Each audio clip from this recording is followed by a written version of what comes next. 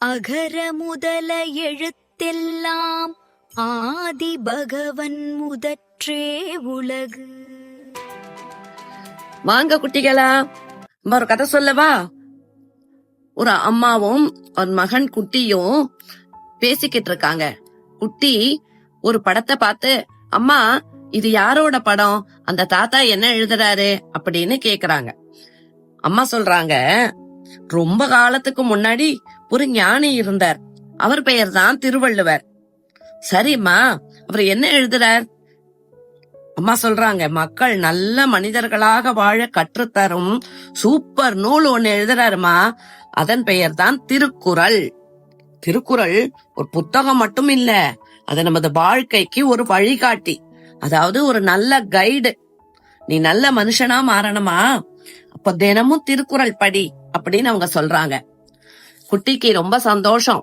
சரிம்மா, நானும் திருக்குறள் படிக்கிறேன்றாங்க. வாங்க குட்டிகளா, நாமும் படிப்போம் திருக்குறள். நன்றி. வாங்க நம்ம திருவள்ளுவர் திருக்குறள் முதல் அதிகாரத்துல என்ன சொல்றாருன்னு பாப்போம்.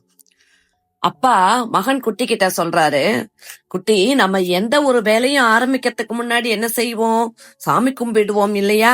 அதே போலத்தான் நம்ம திருவள்ளுவர் தாத்தாவும் கடவுள் வாழ்த்து என்ற தலைப்ப முதல்ல எழுதினாரு. இதுல வர்ற 10 பாடல்களும் என்ன சொல்லுதுன்னா, இந்த உலகம் எப்படி உருவானது, அந்த கடவுளுக்கு நாம் ஏன் தேங்க்ஸ் சொல்லணும், கடவுளை கும்பிட்டா நமக்கு என்ன கிடைக்கும், இத பத்தி தான் சொல்றாரு. குட்டிகளா, வாங்க நாமும் இத பத்தி கொஞ்சம் தெரிஞ்சுக்கலாம். கடவுள் வாழ்த்து அதிகாரத்தை பார்க்கலாம். நன்றி. வாங்க குட்டிகளா, குட்டி குரலோட திருக்குறள் படிக்கலாம். அகர முதல எழுத்தெல்லாம் ஆதி பகவன் முதற்றே உலகு. அகர முதல எழுத்தெல்லாம் ஆதி பகவன் முதற்றே உலகு. ஆ என்ற எழுத்து எல்லா எழுத்துக்கும் முதல், அதே போல உலகத்திற்கு ஆரம்பம் கடவுள். இன்னும் ஒரு குறளோட மீண்டும் பார்க்கலாம் குட்டிகளா. இப்போ குறள் 2 படிக்கலாமா? கற்றதனால் ஆய பயனென் கொல் வாலறிவன் நற்றாள் தொழார் எனின். கற்றதனால் ஆய பயனென் கொல் வாலறிவன் நற்றாள் தொழார் எனின். இதுக்கு அர்த்தம் பார்க்கலாமா? நம்ம எவ்வளவு கற்றாலும் கடவுளை நினைக்கலன்னா அந்த கல்விக்கு பயனில்லை. எவ்வளவு படிச்சிருந்தாலும் கடவுளை வணங்கணும். வாங்க இன்னொரு குறள்ல குட்டியோட பார்க்கலாம். வாங்க குட்டியோட சேர்ந்து குறள் 3 பார்க்கலாம். மலர்மிசை ஏகினான் மானடி சேர்ந்தார் நிலமிசை நீடு வாழ்வார். மலர்மிசை ஏகினான் மானடி சேர்ந்தார் நிலமிசை நீடு வாழ்வார். இறைவனை நினைத்து நல்ல வழியில் வாழ்பவர்கள் இந்த உலகத்துல சந்தோஷமா நீண்ட நாளும் வாழ்வாங்க. மலர்மிசை ஏகினான் மானடி சேர்ந்தார் அப்படின்னா கடவுளை நம்பி நல்ல வழியில் நடக்கிறவங்க. நிலமிசை நீடு வாழ்வார் அப்படின்னா இந்த உலகத்தில் நல்ல சந்தோஷமா வாழ்வாங்க. குட்டியோட சேர்ந்து குறள் 4 படிக்கலாம். வேண்டுதல் வேண்டாமை இலானடி சேர்ந்தார்க்கு யாண்டும் இடும்பை இலர். வேண்டுதல் வேண்டாமை இலானடி சேர்ந்தார்க்கு யாண்டும் இடும்பை இல. விருப்பு வெறுப்பு இல்லாத இறைவனை சார்ந்தவர்களுக்கு என்னைக்குமே துன்பம் இல்ல. வேண்டுதல் வேண்டாமை இலானடி சேர்ந்தார்க்கு அப்படின்னா விருப்பு வெறுப்பு இல்லாத கடவுளின் பாதத்தை இன்றைக்கும் நினைப்பவர்களுக்கு யாண்டும் இடும்பை இல்ல, எந்த காலத்திலும் துன்பம் இல்லை. நம்ம திருக்குறள் 5 பார்க்கலாம். இருள் சேர் இருவினையும் சேரா இறைவன் பொருள் சேர் புகழ் புரிந்தார் மாட்டு. இருள் சேர் இருவினையும் சேரா இறைவன் பொருள் சேர் புகழ் புரிந்தார் மாட்டு. கடவுளை நினைச்சு நல்லவனாக இருந்தா நம்ம தெரியாம செய்யற தவறு கூட நம்மள ஒண்ணும் செய்யாது. இருள் சேர் இருவினையும் சேரா இறைவன், அறியாமையால் வரும் இருவகை வினையும் சேராது. இருவினைனா சேட் அண்ட் ஹாப்பினஸ். பொருள் சேர் புகழ் புரிந்தார் மாட்டு அப்படின்னா கடவுளின் உண்மை புகழை விரும்பி வாழ்பவர்களிடம். தெரிஞ்சுதா குட்டிகளா? குட்டிகளா, இன்னைக்கு நம்ம ஒரு சூப்பர் குறள் கத்துக்கலாமா? நமக்கு நிறைய ஆசைகள் வரும் இல்லையா? அந்த ஆசைகளை எப்படி அடக்கிறதுன்னு திருவள்ளுவர் தாத்தா என்ன சொல்றாருன்னு பார்க்கலாம். பொறிவாயில் ஐந்தவித்தான் பொய்தீர் ஒழுக்க நெறி நின்றார் நீடு வாழ்வார்.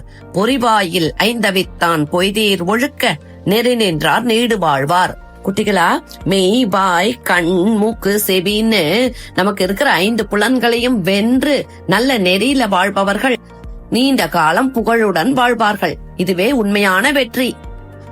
புரிவாயில் ஐந்தவித்தான் பொய்தீர் ஒழுக்க. 5 புலன்களையும் கட்டுப்படுத்திய இறைவன். நெறி நின்றார் நீடு வாழ்வார். அந்த இறைவன் காட்டிய ஒழுக்க நெறியில் நிற்பவர்கள் நீடு வாழ்வார்கள். குட்டிகளா, நீங்களும் உங்க ஆசைகளை நல்ல வழியில பயன்படுத்தி நல்ல புகழோட வாழறீங்களா? வணக்கம் குட்டிகளா. திருக்குறள் 7ல திருவள்ளுவர் தாத்தா கவலைகளை எப்படி மாற்றுவதுன்னு சொல்றாருன்னு கேட்போமா? தனக்குவமை இல்லாதான் தாழ் சேர்ந்தார் கல்லால் மனக்கவலை மாற்றல் அரிது. தனக்குவமை இல்லாதான் தாழ் சேர்ந்தார் கல்லால் மனக்கவலை மாற்றல் அரிது.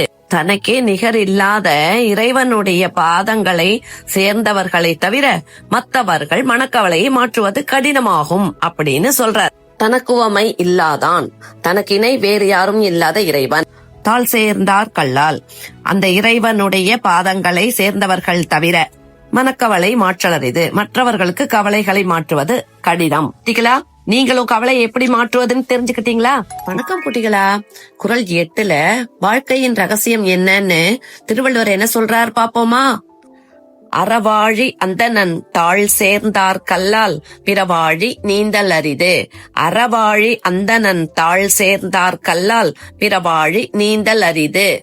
நல்ல குணங்கள் கொண்ட இறைவனோட திருவடிகளை சேர்ந்தவர்கள் மட்டும்தான் இந்த வாழ்க்கையை சிறப்பா வாழ முடியும். மற்றவர்கள் வாழ்க்கை கடலை கடப்பது கடினமானது. குட்டிகளா, வாழ்க்கையில வர்ற கஷ்டங்களை எப்படி போக்குறதுன்னு தெரிஞ்சுக்கிட்டீங்களா? நம்ம அறக்கடவுளாகிய கடவுளை நினைத்து அதை வென்று விடலாம். வணக்கம் குட்டிகளா. வாங்க, குறள் 9ல கடவுள் வாழ்த்து அதிகாரத்துல திருவள்ளுவர் நமக்கு என்ன சொல்றாருன்னு பாப்போமா? கோளில் பொறியின் குணமிலவே என் குணத்தான் தாளை வணங்காத்தலை. கோளில் பொறியின் குணமிலவே என் குணத்தான் தாளை வணங்காத்தலை. கேட்காத காதும் பார்க்காத கண்ணும் போல இறைவனை வணங்காத தலையும் பயனில்லாதவை அப்படிங்கிறாரு. கோளில் பொறியின் குணமிலவே, கேட்காத காது பார்க்காத கண் போன்ற உறுப்புகள். என் குணத்தான் தாளை வணங்காத்தலை. 8 வகையான நல்ல குணங்களை கொண்டவன் இறைவன். அப்படிப்பட்ட இறைவனை வணங்காத தலை பயனில்லாதவை என்கிறார். குட்டிகளா, நீங்களும் எவ்வளவு அறிவு இருந்தாலும் தலகணம் இல்லாமல் இறைவனுக்கு தலை வணங்கணும். வணக்கம் குட்டிகளா. நீங்க பெரிய கடலை பாத்திருக்கீங்களா? அந்த கடலை நீந்தி கடக்க முடியுமா? அத பத்தி திருவள்ளுவர் குறள் 10ல என்ன சொல்றாருன்னு பாப்போம் வாங்க. பிறவி பெருங்கடல் நீந்துவர் நீந்தார் இறைவனடி சேராதார். பிறவி பெருங்கடல் நீந்துவர் நீந்தார் இறைவனடி சேராதார். இறைவன் அருளை பெற்றவர்களால் மட்டுமே துன்பம் நிறைந்த இந்த வாழ்க்கை கடலை நீந்த முடியும்.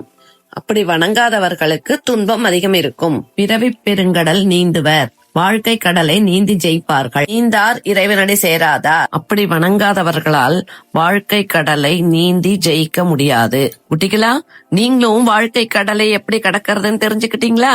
கடவுளை நினைத்து வாழ்க்கை கடலை கடந்து விடலாம். குட்டிகளா, கடவுள் வாழ்த்துல உள்ள 10 பாடல்களையும் தெரிஞ்சுக்கிட்டீங்களா? இந்த குறள்ல உங்களுக்கு எது ரொம்ப பிடிச்ச பாடல்னு சொல்றீங்களா? இது குட்டி குறள் பெரிய பொருள்.